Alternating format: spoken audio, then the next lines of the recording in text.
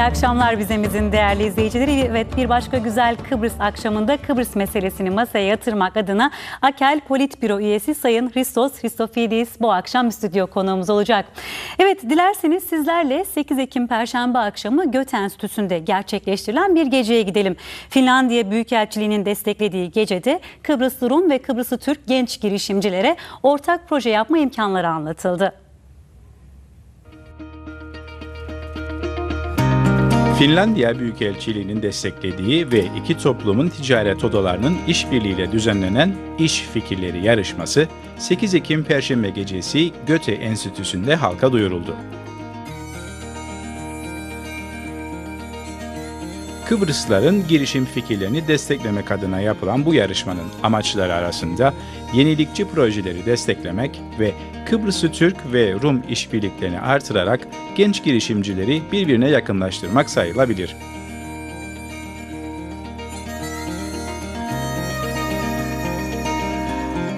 Finlandiya'nın Kıbrıs'taki büyükelçisi Anna Saarela, Biz Emiz kameralarına konuştu ve yarışmanın hedefini şöyle anlattı.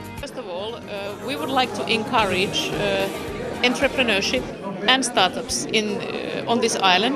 Biz bu adada yeni girişimleri desteklemek istiyoruz çünkü Finlandiya'daki düşünce startup yani yeni girişimler ekonominin büyümesi için çok önemli. Bu birinci sebep. İkinci motivasyonumuzsa Kıbrıs'ta barışı kolaylaştırmaktır. Bize göre genç girişimciler çok önemli bir sektör oluşturuyor. Bu insanlar hayal ediyor. Düşünceleri sınırsızdır ve barışı onlar getirebilir. Facilitate peace in Cyprus. Seçilen gruplar arasındaki en iyi iki proje Finlandiya'nın başkenti Helsinki'de yapılan Slash etkinliğine davet edilecek ve girişimciler o etkinlikte projelerini sunarak finansman elde etme fırsatı bulacaklar.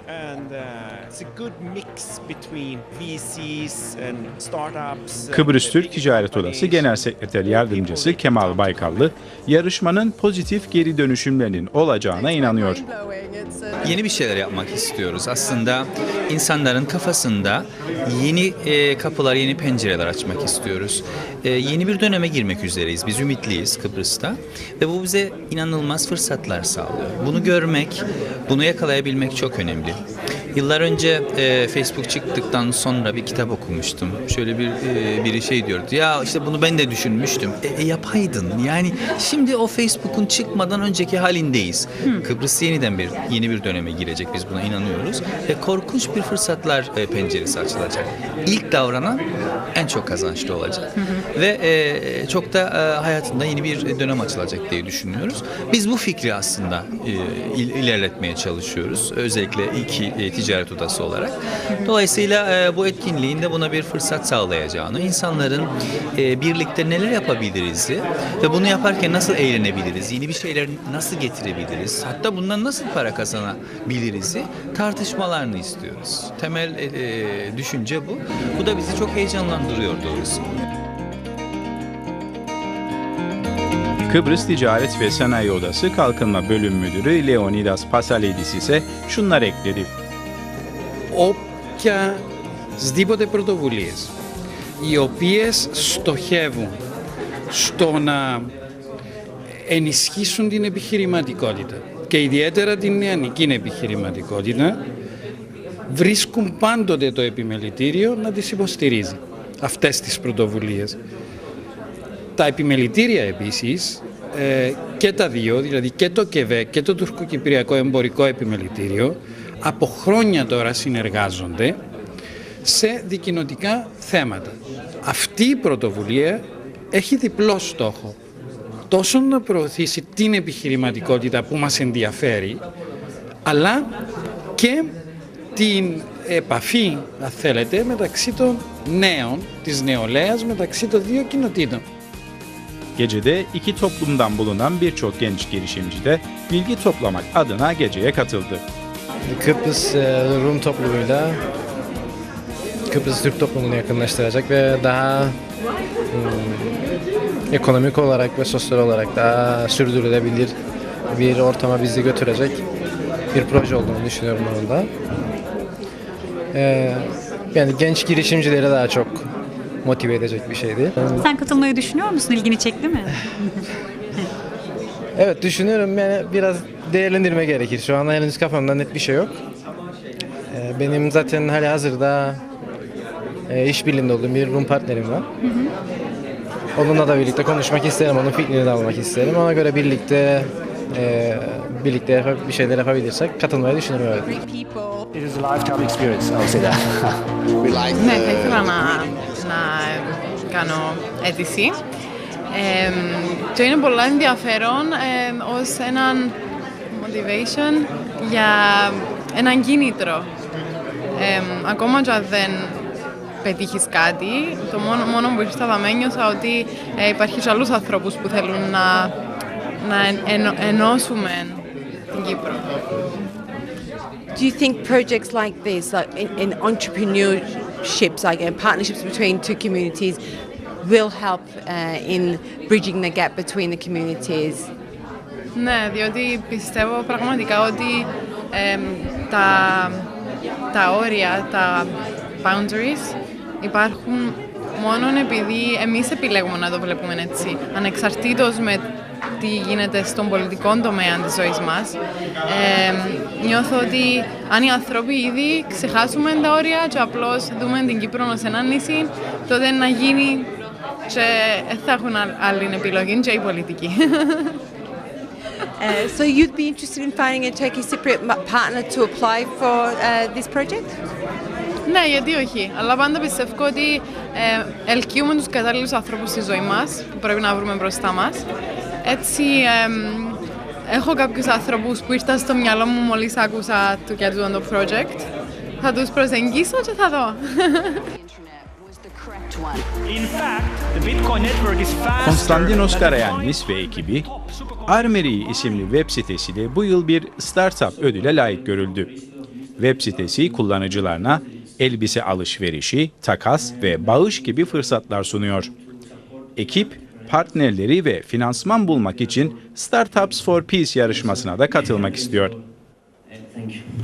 Ακόμα είμαστε σε αρχικά στάδια, αλλά τέτοιου είδους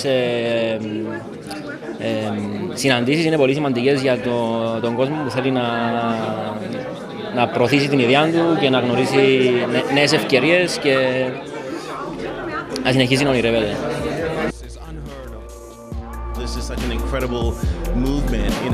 Startups for Peace yarışmasını kazanan iki grup girişimcisi 2015 Kasım ayında Helsinki'de gerçekleştirilecek olan Slash etkinliğine davet edilecek. Next year, come back.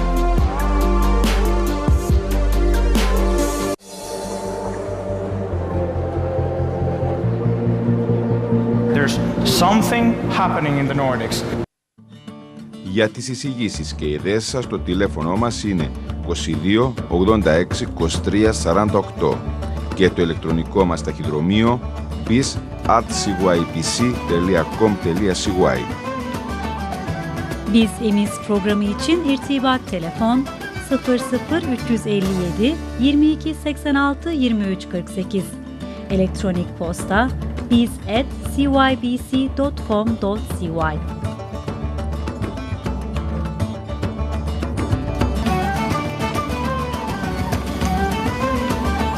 Καλησπέρα κυρίες και κύριοι. İyi akşamlar. Στη σημερινή εκπομπή φιλοξενούμε τον κύριο Χρήστο Χριστοφίδη, μέλος του πολιτικού γραφείου του ΑΚΕΛ, με τον οποίο θα συζητήσουμε τις τελευταίες εξελίξεις για το Κυπριακό. Πριν δούμε το θέμα, θα αναφερθούμε σε επίσκεψη που πραγματοποίησε πριν λίγες μέρες αντιπροσωπεία του ΑΚΕΛ στο Ριζοκάρπασον. Καλώς ήρθατε στην εκπομπή μας. Καλώς σας βρήκα. Βέβαια, να πούμε ότι τις επόμενες μέρες θα ακολουθήσει εκτενές ρεπορτάζ από την επίσκεψή σας με δηλώσεις που έχουν γίνει εκεί. Πεςτε μας για αυτήν την επίσκεψη, σε ποια πλαίσια έχει γίνει, ποια ήταν η εικόνα που είδατε, πώς σας αντιμετώπισε ο κόσμος εκεί. Πάμε κάθε χρόνο στα σχολεία του Ριζοκαρπάσου, με στόχο βέβαια να εκφράσουμε τη στήριξη μας στους εγκλωβισμένους μας οι οποίοι ζουν εκεί κάτω από δύσκολες συνθήκες, αλλά θα έλεγα και ελπιδοφόρες συνθήκες, παρά τις δυσκολίες οι οποίες βέβαια είναι σημαντικές. Το γεγονός ότι εδώ και πολλά χρόνια βρίσκονται εκεί, ζουν ανάμεσα σε Τουρκοκύπριους έχουν φίλους, γνωστούς, δημιουργούνται σχέσεις, στέλνει και έναν ελπιδοφόρο μήνυμα για το μέλλον. Επαναλαμβάνω βεβαίως χωρίς να παραγνωρίζονται οι δυσκολίες οι οποίες υπάρχουν. Το πιο θετικό στοιχείο από αυτήν την επίσκεψη είναι το γεγονός ότι φαίνεται ότι οι προβλήματα που χρονίζουν εκεί στο σχολείο ξεκίνησαν να αντιμετωπίζονται, όπως για παράδειγμα η απογευματινή υποστήριξη των παιδιών. Δηλαδή αντιλαμβάνεστε, τα παιδιά δεν έχουν τις ευκαιρίες που έχει οποιοδήποτε άλλος για απογευματινή ενασχόληση. Άρα μια εισήγηση που και ως Αγγέλ είχαμε θέσει πέρσι με επιστολή μας προς τον Υπουργό Παιδείας για δημιουργία μιας μορφής κρατικών Ινστιτούτων επιμόρφωσης υλοποιείται. Επειδή ακριβώς πάτε κάθε χρόνο εκεί, έχετε διακρίνει κάποιες αλλαγές, υπάρχει ας πούμε αλλαγή στο κλίμα μετά και την εκλογή του κ. Ακιντζή σε σύγκριση με τις προηγούμενες 2-3 χρονιές με τη σημερινή? Ο κόσμος εκεί νομίζω καταλαβαίνει περισσότερο από τον καθένα μας ότι η ουσιαστική λύση των προβλημάτων τους και της προοπτικής τους είναι η λύση του Κυπριακού. Σωστό. Άρα, διότι συζητούμε και για τα απογευματινά και για άλλα ημίμετρα, αυτά είναι βεβαίως βάλσαμο στις πληγές μέχρι να προσωρινές λύσεις επιληθεί οριστικά το κυπριακό πρόβλημα. Άρα αυτός ο κόσμος ελπίζει πολύ περισσότερο από όλους εμάς και εύχεται η λύση του Κυπριακού να έρθει το συντομότερο δυνατό.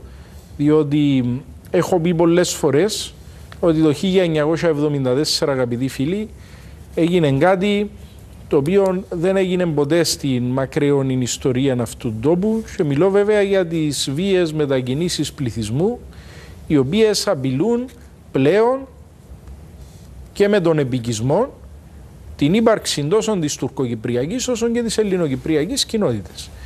Κινδυνεύουμε να χάσουμε και οι δύο τη μισή μας πατρίδα, διότι είμαστε όλοι παιδιά της μάνας Κύπρου, και αν δεν ανατραπεί αυτόν το δεδομένο, ούτε οι εγκλωβισμένοι βεβαίως θα μπορέσουν εσαΐ να ριζώσουν στον τόπο τους, αλλά θα δημιουργηθεί και έναν τετελεσμένο εντελώς απαράδεκτο εθνικού ξεκληρίσματος που θα αφορά όχι μόνο τους Ελληνοκύπριους, αλλά πολύ φοβούμε και την τουρκοκυπριακή κοινότητα. Karpaz İlkokulu'yla ilgili özellikle Kıbrıs Türk Eğitim Sendikaları, KÜTÖZ birçok mücadele verdi. Ne şikayetleri var şu anda Karpaz Rum İlkokulu'nda? Αρχής θέλω να εκφράσω την εκτίμηση μου για την ευρύτερη παρουσία και προσφορά της ΧΤΟΣ στην Κύπρο. Η συντεχνία των δασκάλων, των τουρκοκύπριων δασκάλων, είναι ένας οργανισμός ο οποίος δεν ασχολείται μόνο με συνδικαλιστικά ζητήματα. Σωστό. Έχει ευρύτερο όραμα, έχει παρέμβαση στις πολιτικές εξελίξεις, έχει συνεργασία, προσπαθούμε να συνεργαζόμαστε και μαζί, διότι είναι μια καθαρά η προοδευτική φωνή που μάχεται για τη λύση του Κυπριακού. Κοιτάξτε, αρκετά από τα προβλήματα στα σχολεία έχουν υπερπηδηθεί. Υπάρχουν βεβαίως προβλήματα στελέχωσης που έχουν να κάνουν και με την συνεννόηση που πρέπει να γίνεται και με τις αρχές τα κατεχόμενα για εγκρίσεις δασκάλων και ούτω καθεξής. Αυτό είναι μια χρονοβόρα διαδικασία, κάποτε δεν υπάρχουν εγκρίσεις. Αυτή τη στιγμή το σχολείο είναι χωρίς διευθυντή. Υπάρχει ανάγκη ενδεχόμενα για ακόμα έναν εκπαιδευτικό, αλλά σε γενικές γραμμές, διότι έχει πολλά χρόνια που επισκεφτόμαστε τα σχολεία εκεί, από τη μέρα που άνοιξαν, κάθε χρόνο τα πράγματα βελτιώνονται. Κάθε χρόνο λύονται προβλήματα, δημιουργείται η αναγκαία υποδομή, υπάρχει η αναγκαία στήριξη, και θέλω να πω ότι αυτό συμβαίνει με την στήριξη και πολλών Τουρκοκυπρίων, όπως οι άνθρωποι της ΧΤΟΣ, και όχι μόνο βέβαια. Νομίζω να περάσουμε στο Κυπριακό. Φαίνεται ότι την αρχική αισιοδοξία, την αρχική τον αρχικό ενθουσιασμό ότι οδεύουμε προς μια λύση μετά την εκλογή του κ. Ακιντζή. Τώρα φαίνεται ότι κάπου αυτός ο ενθουσιασμός άρχισε να καταλαγιάζει, άρχισε να έρχεται και πάλι η απογοήτευση, εκτός και αν έχω λάθος. Πρέπει να μάθουμε σε αυτόν τον τόπο επιτέλους να μην είμαστε του ύψους και του βάθους. Δυστυχώς είμαστε. Όπως και στα ποδόσφαιρα μας, έτσι και στα πάντα. Λοιπόν, έτσι είμαστε σαν λαός. τη μια μέρα υπεραισιοδοξία, ως αν και θα εξαφανιστούν δια μαγείας διαφορές και διαφορετικές προσεγγίσεις οι οποίες χρονολογούνται, και την άλλη μέρα, επειδή γίνεται μια δήλωση που δεν μας αρέσει, σωστό, πέφτει η ψυχολογία στον αδύρ και μια πλήρης απογοήτευση. Αυτό το οποίο θέλω να πω εγώ, Χριστοδούλε, είναι το πολύ απλό. Αν δεν υπήρχαν διαφορές και διαφορετικές απόψεις, δεν θα πηγαίναμε σε διαπραγματεύσεις. Θα το ελύαμε σε 24 ώρες. Είμαστε σε διαπραγματεύσεις. Λέμε ότι θα είναι μια δύσκολη διαδικασία, διότι ακριβώς αναγνωρίζουμε ότι υπάρχουν μεταξύ των δύο πλευρών και διαφορές και διαφορετικές απόψεις. Ποια είναι η ουσιαστική διαφορά σήμερα? Εκεί που στην ηγεσία της τουρκοκυπριακής κοινότητας ήταν ο κύριος Ερογλού, ο οποίος ήταν ουσιαστικά συνεχιστής της γραμμής του Ραούφ Ντεχτάζ, ότι το Κυπριακό ελήθηκε το 1974 με τα μαύρα γεγονότα του Ιούλη και του Αυγούστου του 1974 και το βίαιο διαχωρισμό του Κυπριακού λαού. Έχουμε σήμερα έναν ηγέτη, ο οποίος τα τελευταία αρκετά χρόνια, αλλά και σήμερα, λέει ότι η παρούσα κατάσταση δεν είναι επιλογή, ότι το Κυπριακό πρέπει να λυθεί, ότι η λύση θα είναι διζωνική δικοινοτική ομοσπονδία, έναν κράτος με μια κυριαρχία, μια διεθνή προσωπικότητα και μια ηθαγένεια. Ο κύριος Ερογλού αυτά μπορεί να τα αποδέχτηκε σε γενικές γραμμές στην συμφωνία της 11ης του Φεβράρη, αλλά όσοι τον ζήσαμε και στις διαπραγματεύσεις, στην ουσία ουδέποτε τα αποδέχτηκε. Η φιλοσοφία του πάντα ήταν διχοτομική φιλοσοφία. Εμείς αυτήν την ευκαιρία πρέπει να την αρπάξουμε από τα μαγιά. Διότι αν καθούμαστε απλά και βλέπουμε ότι υπάρχουν προβλήματα, αν καθούμαστε απλά και απογοητευόμαστε κάθε λίγο και λιγάκι, και η απάντηση μας είναι ότι δεν πρέπει να προσπαθούμε για τη λύση του Κυπριακού, διότι υπάρχουν δυσκολίες, διότι ακούνται και αυτές οι φωνές που λένε ειδού υπάρχουν προβλήματα, άρα να κάτσουμε στα βραστά μας, για να το πω έτσι. Όχι, ακούνται φωνές και από επίσημα χείλη. Είναι τυχαία, δεν ακούνται από κόσμον απλό. Δεν το ακούεις που τον πρώτο που περνάμε στον δρόμο. Υπάρχουν και κόμματα που έχουν αυτές τις θέσεις. Ακριβώς. Η δική μας η προσέγγιση, επειδή έχεις δίκιο ότι αυτό λέγεται και επίσημα, είναι ότι αν σταματήσουμε να προσπαθούμε, ποιος θα χάσει? Αυτοί που χάνουν εδώ και 41 χρόνια. Η Τουρκία, η οποία θα επιθυμούσε ενδεχόμενα την διαιώνιση του status quo του σημερινού. Θα χάσει η Κύπρος και ο Κυπριακός λαός, διότι κάθε μέρα που περνά δημιουργούνται νέα τετελεσμένα, διχοτομικά τετελεσμένα, δυσκολεύει η λύση του Κυπριακού και δημιουργούνται καινούργιοι κίνδυνοι για την Κύπρο και τον λαό μας. Çoğu kişi çözümün kilidi Türkiye'dir diyor. Aslında ne kastediliyor? Yani diğer taraflar ne yapacak? Türkiye'yi mi bekleyecekler? Çözüm istesin. Ne yapılması gerekir? Çünkü yani genelde şöyle bir şey var. Çözümün kilidi Ankara'da. O zaman Ankara istemezse 100 sene çözülmeyecek mi bu sorun? Και σε αυτόν το θέμα νομίζω ότι πρέπει να έχουμε μια ισορροπημένη προσέγγιση. Διαλεκτική, επιτρέψτε μου να πω. Ο εκάστοτε τουρκοκύπριος ηγέτης και η τουρκοκυπριακή κοινότητα έχει αποδειχτεί ότι μπορούν να διαδραματίσουν πολύ σημαντικό ρόλο στην πορεία του λύσης του κυπριακού προβλήματος. Την ίδια στιγμή βέβαια δεν μπορούμε να παραγνωρίζουμε την κατάσταση που υπάρχει σήμερα στην Κύπρο. Μπορεί να μην αρέσει αυτό που θα πω σε κάποιους Τουρκοκύπριους, αλλά έχουμε κατοχή στην Κύπρο. Έχουμε δεκάδες χιλιάδες Τούρκους στρατιώτες. Έχουμε πολλές φορές τον λεγόμενο Τούρκο πρέσβη να συμπεριφέρεται ως υπερπρόεδρος και να δίδει οδηγίες και κατευθύνσεις. Είδαμε τι έγινε πρόσφατα με το φράγμα νερού και όλα όσα εκτελήθηκαν γύρω από αυτόν το ζήτημα, τις απαιτήσεις της Τουρκίας και ούτω καθεξής. Γιατί έχει απαιτήσεις, δεν μπορεί να επιβάλλει απαιτήσεις λόγω της κατάστασης. Άρα, όποιος μηδενίζει τον ρόλο της τουρκοκυπριακής κοινότητας και του τουρκοκύπριου διαπραγματευτή είναι εκτός πραγματικότητας. Την ίδια ώρα, όποιος παραγνωρίζει το ρόλο που μπορεί να διαδραματίσει η Τουρκία, επίσης είναι εκτός πραγματικότητας. Δεν μπορεί να υπάρξει λύση εάν η Τουρκία θα διαφωνεί και θα συνεχίσει να συμπεριφέρεται με τον τρόπο που συμπεριφερόταν μέχρι σήμερα. Άρα, εμείς τι πρέπει να κάνουμε? Εμείς πρέπει να βρούμε καταρχήν μια κοινή γλώσσα με τον τουρκοκύπριο διαπραγματευτή, να συμφωνήσουμε ιδιαίτερα στις εσωτερικές πτυχές του κυπριακού προβλήματος και όταν τα καταφέρουμε να δυναμώσουμε την πάλη από τα κάτω Ελληνοκυπρίων και Τουρκοκυπρίων, και έχετε δει πόσα γεγονότα το τελευταίο χρονικό διάστημα υπογραμμίζουν τη σημασία αυτής της κοινής πάλης του κοινού αγώνα Ελληνοκυπρίων και Τουρκοκυπρίων, ιδιαίτερα των δυνάμεων που θέλουν τη λύση του Κυπριακού, και να θέσουμε με αυτόν τον τρόπο και την Τουρκία πρώτων ευθυνών της. Όταν θα έρθει δηλαδή η ώρα που θα τεθούν τα ζητήματα που αφορούν αμεσότερα την Τουρκία στο τραπέζι των διαπραγματεύσεων, να έχει διαμορφωθεί μια τέτοια κατάσταση που θα είναι και δύσκολο για την Τουρκία να εμποδίσει τη λύση του Κυπριακού.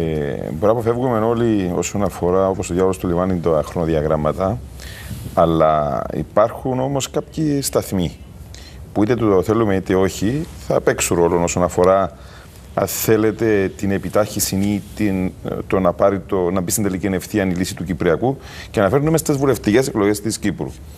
Βλέπουμε να υπάρχουν αυτές οι εσωτερικές φωνές, υπάρχουν από συγκεκριμένα κόμματα, και η λογική εξέλιξη, λέει, και η λογική που επικρατεί πάντα στην Κύπρο, που εγώ λέω λαθασμένα, είναι ότι όταν θα μπούμε σε μια προεκλογική περίοδο το Δεκέμβρη, μετά το Γενάρη, για να είμαστε πιο συγκεκριμένοι, το Κυπριακό δυστυχώς θα έρθει σε δεύτερη μοίρα. Θέλω να πω, διότι βάλετε έναν κέριο ερώτημα, κάποια πράγματα που αφορούν αυτόν το οποίο λέτε, και θέλω να στείλω και κάποια μηνύματα επ' αφορμής. Εάν οποιοσδήποτε θα θέσει προτεραιότητα τις επερχόμενες εκλογές, θα κάνει για ακόμα μια φορά μεγάλων κακών στην Κύπρο και την υπόθεση της. Είναι δύσκολο σε αυτά τα χρονικά περιθώρια να εξευρεθεί λύση. Προφανώς υπάρχουν δυσκολίες. Εμείς διαφωνούμε όμως με το γεγονός ότι ο πρόεδρος της Δημοκρατίας, ο κύριος Αναστασιάδης, βγήκε την περασμένη Κυριακή σε συνέντευξη του και είπε περίπου ότι δεν υπάρχει πιθανότητα. Αυτή είναι μια λάθος προσέγγιση. Εμείς πρέπει να επικεντρωθούμε εκεί, να προσπαθούμε, να περιμένουμε τις εντατικές διαπραγματεύσεις και να κρίνουμε. Αν τα πράγματα οδηγήσουν προς αυτήν την κατεύθυνση, καλώς. Αν θα έχουμε δυσκολίες, να τις μετρήσουμε τις δυσκολίες. Θα έλεγα ότι ιδιαίτερα σε σχέση με αυτόν το σημείο και το κυβερνών κόμμα πρέπει να είναι ιδιαίτερα προσεκτικό. Δηλαδή το ΑΚΕΛ γνωρίζετε πολύ καλά ότι με τον κύριο Αναστασιάδη έχει τεράστιες διάφορες. Ούτε τον εψήφισε, ούτε τον εστήριξε, ούτε θα ψηφίσει ποτέ.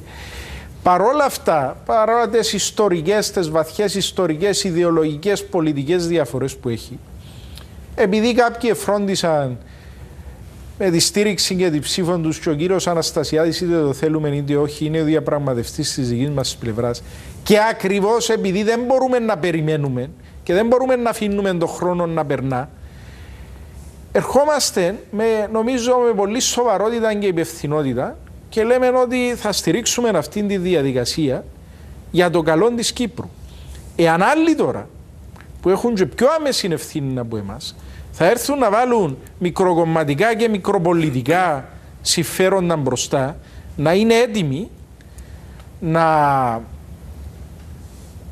απολαύσουν, να δρέψουν αν θέλετε εντός εισαγωγικών τα αποτελέσματα αυτής της προσέγγισης. Τα αποτελέσματα και σε σχέση με το Κυπριακό, αλλά και γενικότερα με τις πολιτικές εξελίξεις.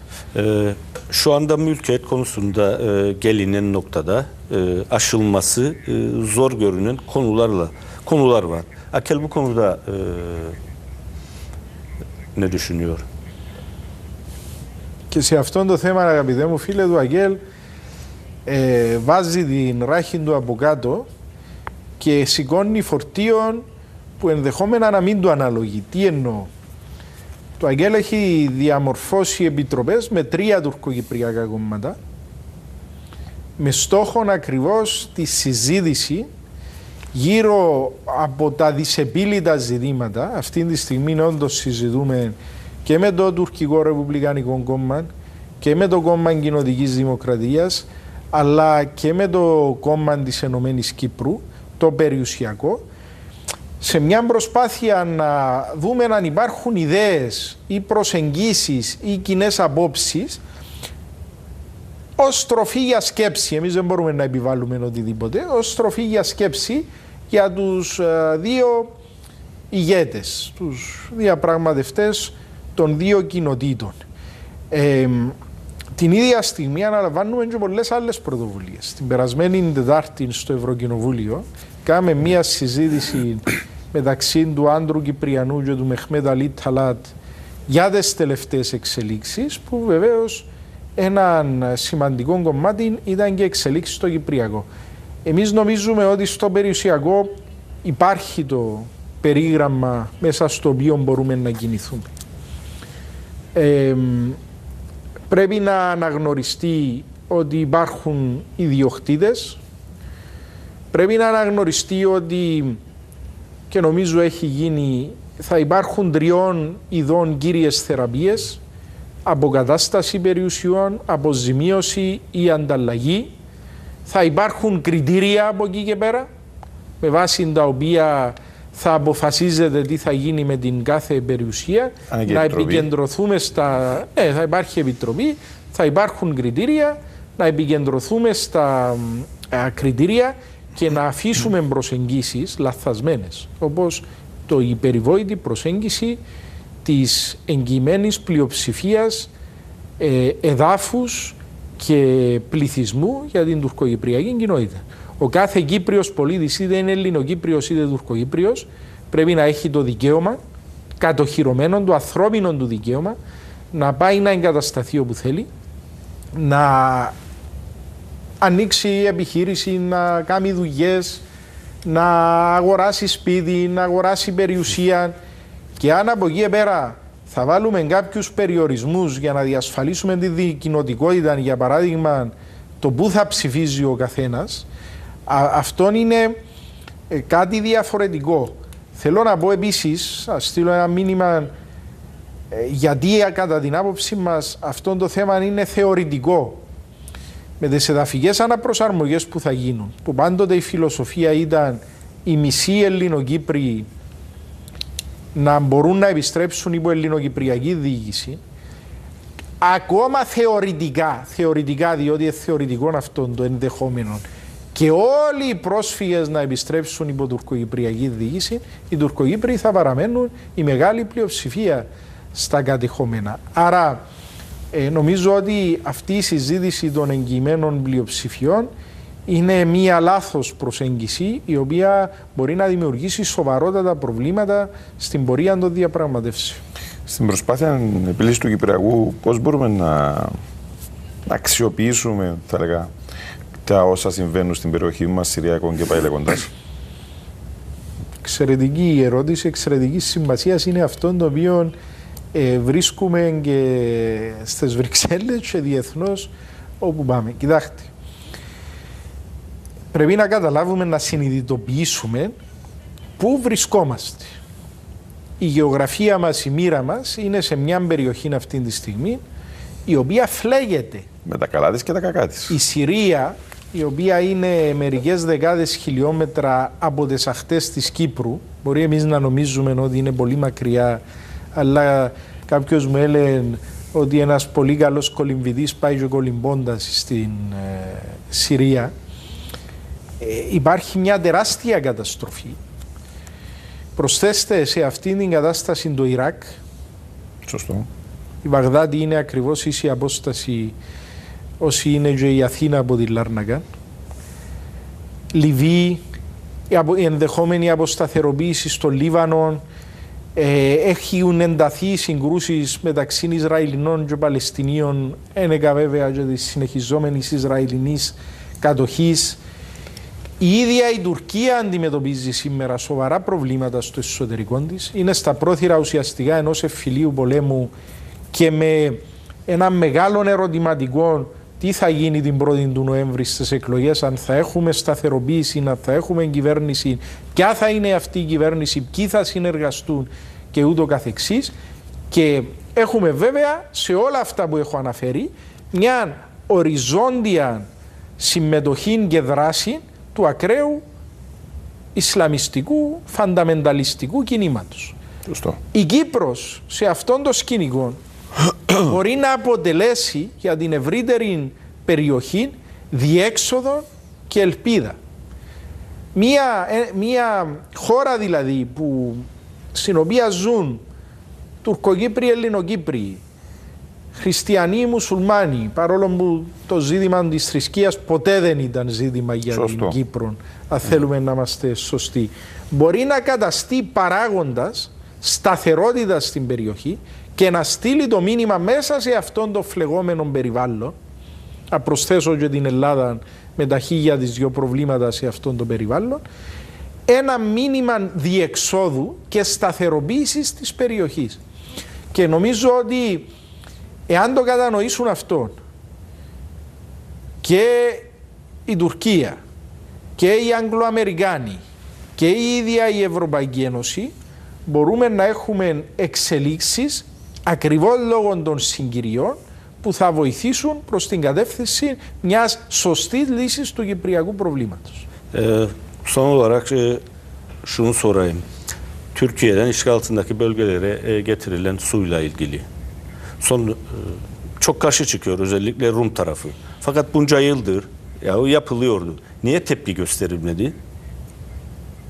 Gerektiği gibi tepki niye gösterilmedi? Υπήρχαν βέβαια και καταγγελίες και στο διεθνή χώρο και διαμαρτυρίες. Κοιτάξτε, αυτή η ενέργεια είναι και παράνομη και κατά την άποψή μας λαθασμένη, δημιουργώντας εξαρτήσεις τουλάχιστον σε αυτό το στάδιο. Δεν ξέρω με τη λύση του Κυπριακού πώς μπορεί να εξελιχθεί αυτό το ζήτημα του φράγματος, αλλά αυτή τη στιγμή δημιουργώντας και εξαρτήσεις σημαντικές. Επειδή ξέρετε ότι έχουμε πολύ καλές σχέσεις και με τουρκοκυπριακά κόμματα και απλούς Τουρκοκύπριους και συντεχνίες, ξέρετε και εσείς τη συζήτηση που γίνεται αυτή τη στιγμή σε σχέση και με άλλες προσεγγίσεις, ότι αυτό το φράγμα πρέπει να το διαχειρίζεται μεγάλη ιδιωτική εταιρεία, η οποία κατά πάσα πιθανότητα θα είναι τουρκική, και υπάρχει και μια απέτηση να διαχειρίζεται όλους τους υδάτινους πόρους στο βόρειο τμήμα, ακόμα και την υδροδότηση των νοικοκυριών.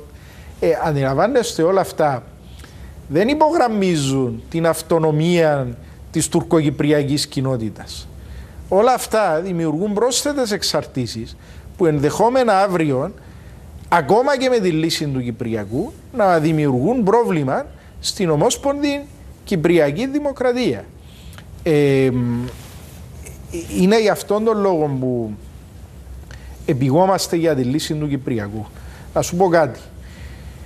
Έχω την εντύπωση ότι θέλουμε να δούμε τα πράγματα λίγο σε βάθος, και αυτό μας ανησυχεί, ότι η μέχρι σήμερα στρατηγική της Τουρκίας, ότι αξιοποιώ τους Τουρκοκύπριους για να προωθώ τα δικά μου στρατηγικά συμφέροντα, έχει αλλάξει τουλάχιστον μερικώς και έχει μετατραπεί σε μια στρατηγική πλήρους οικονομικής, πολιτικής, κοινωνικής, ακόμα και θρησκευτικής ενσωμάτωσης της τουρκοκυπριακής κοινότητας στον τουρκικό κορμό. 10 yıl önceden başladı, 10-15 yıl önceden başladı yani bu stratejik. Ακριβώς. Ακριβώς. Άρα ακριβώς αυτή η προσέγγιση εμάς μας ανησυχεί ιδιαίτερα. Διότι εμείς θέλουμε τους τουρκοκύπριους συμπατριώτες μας να διατηρήσουν τα χαρακτηριστικά τους. Ξέρετε πολύ καλύτερα από μένα τα χαρακτηριστικά τους, τα δυτικόστροφα, τα κοσμικά, τα κυπροκεντρικά, την κουλτούρα τους, και τα ξεχωριστά τους χαρακτηριστικά, αλλά και τα κοινά χαρακτηριστικά που έχουν με τους Ελληνοκύπριους ως Κύπροι και αυτοί, και όχι να γίνουν μια πολύ μικρή μειονότητα στην Τουρκία. Για μένα που εφοβούνταν μην παραμείνουν μια μικρή καταπιεσμένη μειονότητα εντός των Ελληνοκυπρίων, να μην καταλήξουν τελικά μια απειροελάχιστη μειονότητα σε αυτό που ο κύριος Ερντογάν αποκαλεί το μεγάλο τουρκικό έθνος. Μάλιστα. Αυτά για σήμερα. Γιατί κάπου εδώ ολοκληρώθηκε ο χρόνος μας. Ευχαριστούμε πάρα πολύ. Εγώ ευχαριστώ. Να ξαναπώ αυτό που είπα και στην εισαγωγή μου, ότι στις επόμενες μέρες θα έχουμε έναν εκτενές ρεπορτάζ από την επίσκεψη του ΑΚΕΛ στο Ριζοκάρπασο. Να ευχαριστήσουμε το πρόγραμμα που ήταν εκεί μαζί μας. Και καλή συνέχεια. Να είστε καλά.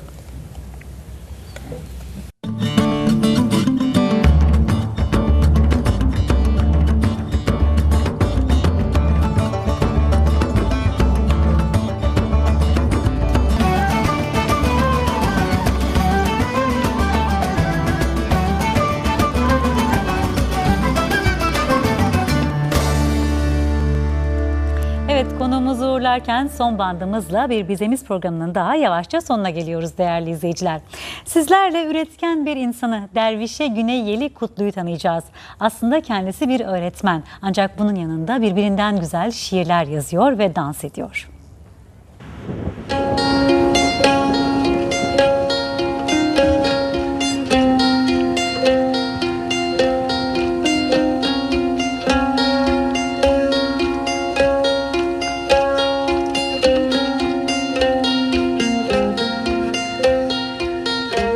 1979'da Lefkoşa'da doğdum. Yeniboğaziçi'nde çocukluğum ve gençliğim geçti. Tabii Yeniboğaziçi o zamanlar köydü, şu an kasaba bürünmüş durumda. Güneşin batışını dağların arasından seyreden, yıldızlara bakıp hayaller kuran, işte birkaç dakika uzağında güneşin doğduğu denize bakan bir köyde büyümek benim için çok güzeldi. Özellikle hayal kurmayı seven biri olarak.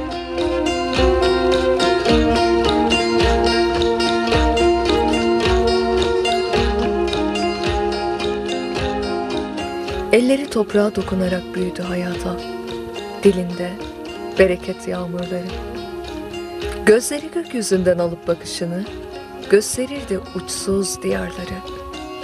Yaz çiçeği beyazlığında açardı içindeki tohumları. Dokunan Yasemin kokardı.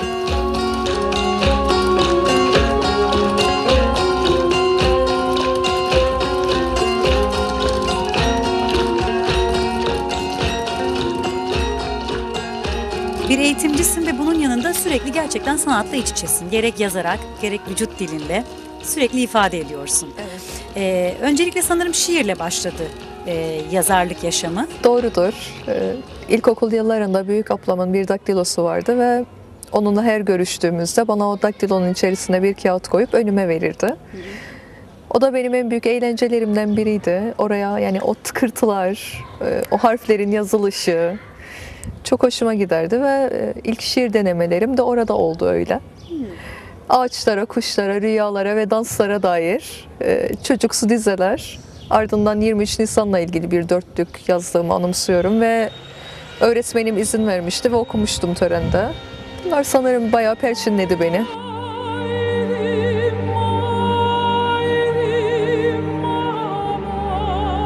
İlk şiir kitabım 2007 yılında çıkmıştı, Tütsü.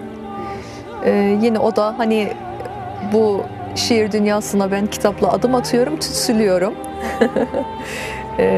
Nazar değmesin, yolumuzu güzel sevgiyle, ışıkla devam ettirelim diye.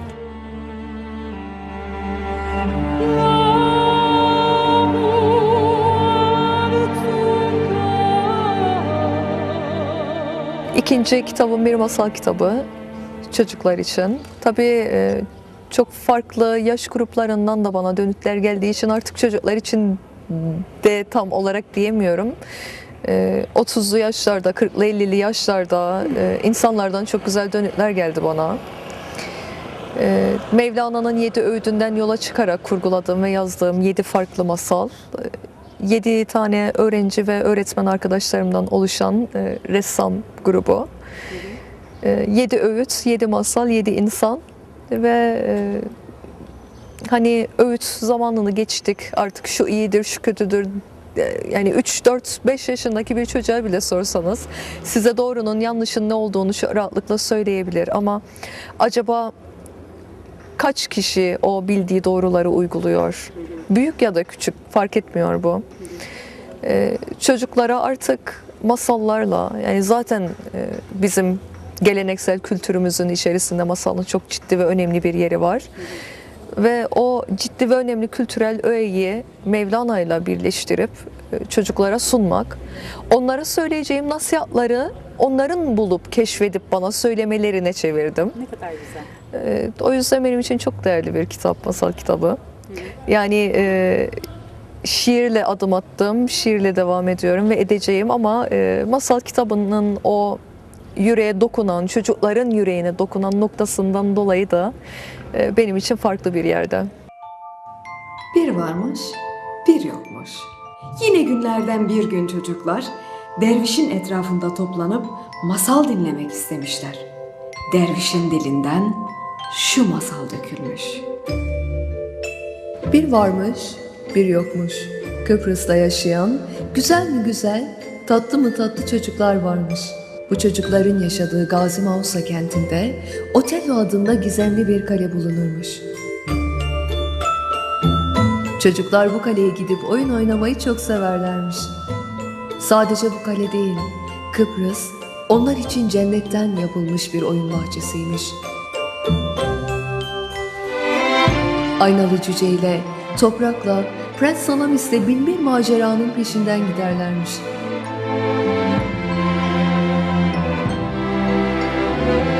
Çocuklar masallara sarılarak hayata bakarlarmış. Hayat masallarla anlam bulurmuş.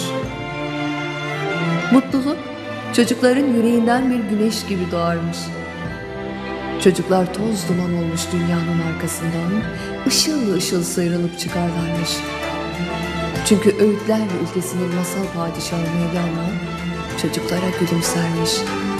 Ve sevgiyi arayan çocuklar Mevlana'nın öğütleriyle hayata sımsıkı sarılırlarmış. Çocuklar masaldan masala yol alırlarmış. Çünkü bir varmış, bir yokmuş. Sanırım Nefes isimli bir şiir kitabın var. Öncelikle Nefes çok etkileyici bir isim, biraz vurucu bir isim olarak geliyor bana. Neden Nefes? Nefes benim 3. kitabım. İçinde hem şiirlerim, hem öykülerim, hem de dans fotoğraflarım var. Benim nefesimden dünyaya.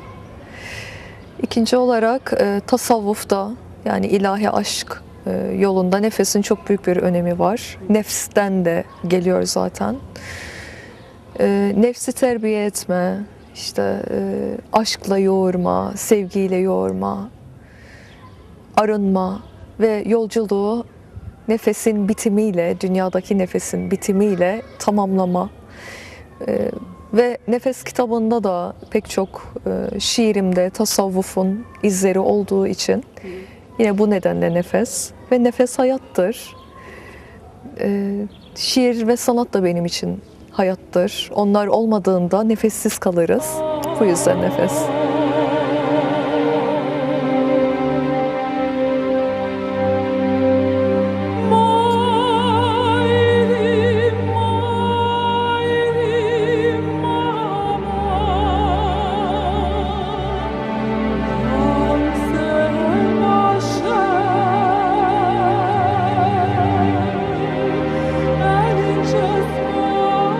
Yazarak kendini ifade etmek, anlıyorum ki senin ruhunu ifade etmen için yeterli değil. galiba dans da bu yüzden hayata geçmiş durumda ya da o farklı bir ifade ediş tarzı diye düşünüyorum. Her yazar ve şair ya da her sanatla uğraşan, üreten insanın söyleyeceği, anlatacağı bir şeyler var.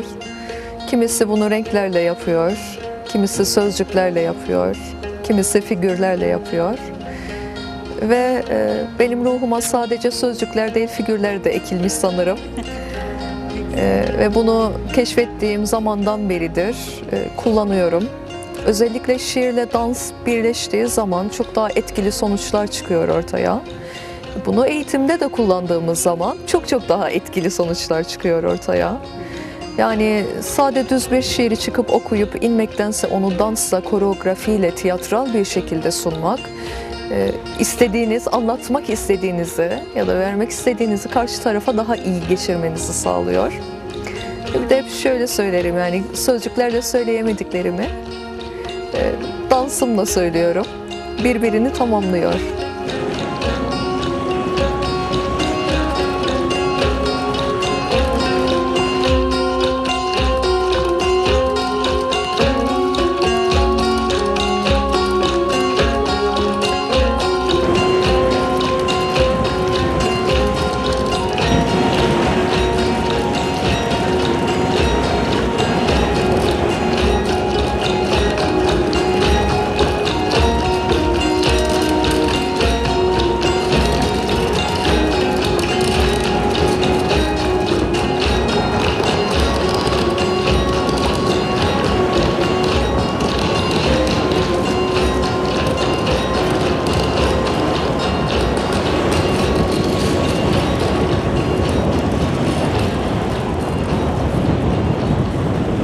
Değerli izleyiciler, böylelikle bir Bizimiz programını daha sonlandırdık. Yarın akşam yeniden sizlerle olacağız. İyi akşamlar, sevgiyle kalın, Kıbrıs'ta kalın.